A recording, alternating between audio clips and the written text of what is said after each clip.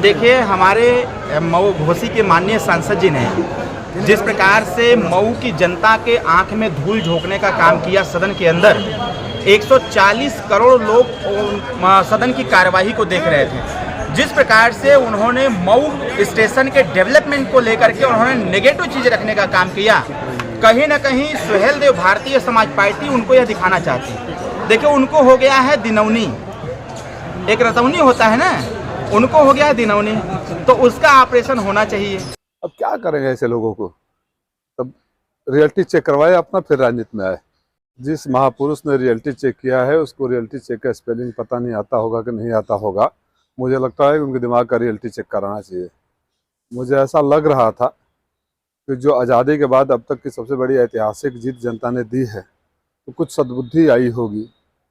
सदन में दिए गए मेरे भाषण को जो समझ ना पाए उसको मैं क्या कहूँ। अगर आप कोई बात कहते हैं, थोड़ी देर बाद समझ में आता है तो उसको हम लोग बेवकूफ़ कहते हैं, और थोड़ी देर बाद समझ में आता तो मूर्ख कहते हैं। जिसको 8 महीने बाद भी समझ में नहीं आए उसको आप क्या कहेंगे? आप बताइए।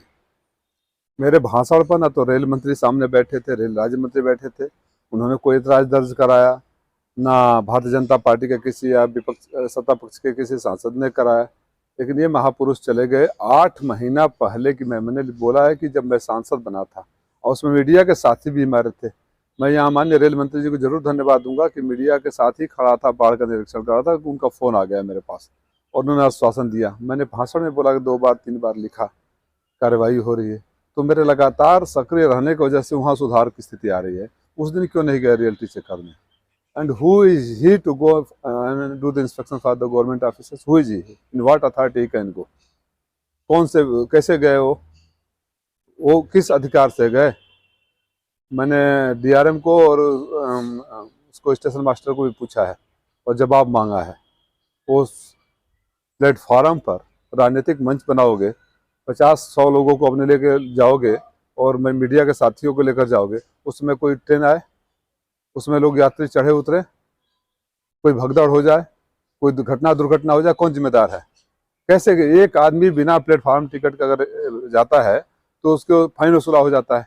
रेल के जिन कर्मचारी अधिकारी ने किया, इनके खिलाफ भी कार्रवाई होगी। और मेरी उनको सलाह है कि अब तो सुधर जाओ यार। आप लोगों की इसी भाषा ने आपको ख़त्म कर दिया। भाषा पर थोड़ा लगाम रखो, अहंकार से नीचे आओ और बोलने से पहले 100 बार सोच लो। लोग हंसते हैं, पता नहीं किसको। मुझे तो लग रहा है कि ट्रंप को भी टैग कर देना चाहिए, किसको किसको टैग किया है। अब क्या करेंगे ऐसे लोगों को? तब रियलिटी चेक करवाए अपना, फिर राजनीति में आए।